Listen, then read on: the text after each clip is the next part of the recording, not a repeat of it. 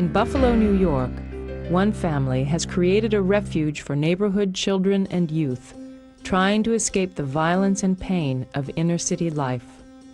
For the past 10 years, Dina and Ray Choczynski have sacrificed enormous amounts of resources and time to provide a fun, safe, and loving environment that's as good for the body as it is for the soul.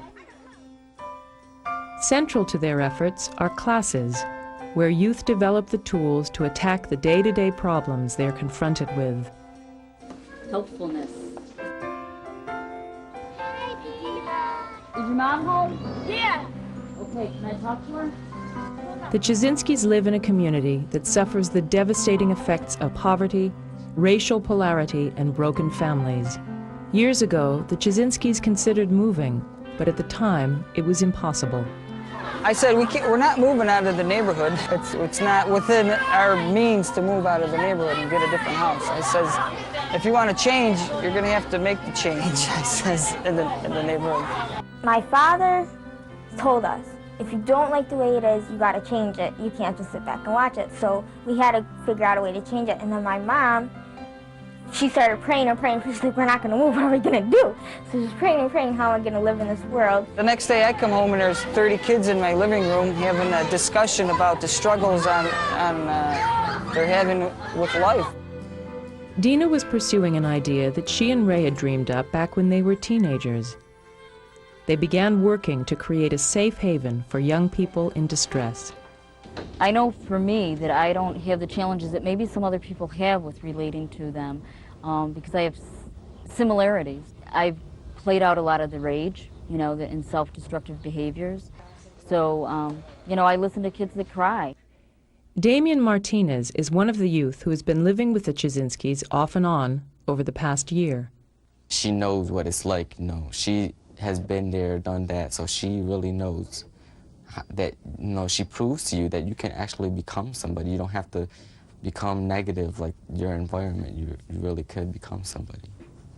A lot of these kids are facing a lot of real issues at home, and whether it has to do with physical abuse or sexual abuse, or it has to do with a lot of alcoholism, a lot of racism.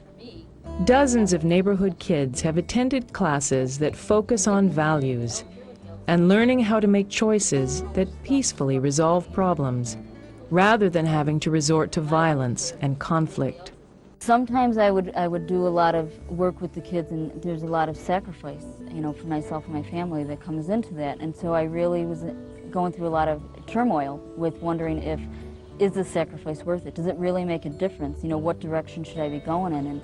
And I really cried and really struggled with whether I should stay here and whether I should be doing this. We got this pool about 6-7 years ago, and it was at a point in our life when we paid our mortgage off, and we thought about maybe, should we move, go to a better area, because we live in a very low income area. We made the decision that we wanted to stay here, and so we decided to, instead of moving, to take some money that we had and to put it into getting this pool, and that it would be a way of serving the community. Kids that came here and they were all racial slurs coming out of their mouth, every other word, and just cursing, and their whole entire attitude. They're still the same person, they just had this in them all along, and all of a sudden you see it come out, and all this other stuff that they learned from the outside world or their family or whatever, it's just gone. And then you see them, they're shining and they're bright, and it's like, wow.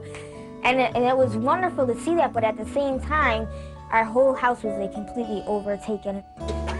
At some point you're going to want to look over the virtues, and I forgot to bring the poster out, but everyone has one of these in your packet, okay?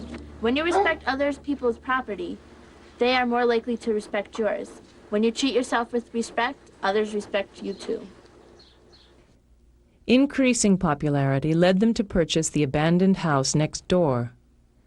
Now the Choczynskis have 2 houses for meetings and transient youth. Have I in heaven but thee? What I know about the program, I learned from my children. When they would come down and visit and come back home, they always talked about Dina and what they learned. I'm like, what is a Baha'i? I'm pronouncing it right, Baha'i? And I'm like, what is it? I don't know. You know, I never heard of it. It's like people, when they never hear of something, they have a perspective of it, and it don't even be what you think it is. And that's what it was, why I came for myself to find out. I want to do something that's good for the family, you know, to keep us all together in one knit, happy home. And I think wherever you live, you can make an enormous impact on the community around you. And I think about that ripple effect, you know, like if you throw a pebble into a pond and the ripples that stem from that, and all of the people in the community and around you that, that really are affected. The Choczynskis have taken the family concept and broadened it to include the entire neighborhood. All the children of this neighborhood are Dina and Ray's children, regardless of their background. They have also provided an example of what a family is and what a family can do, and how people through personal initiative and through the initiative of the entire family can make a difference in an entire community.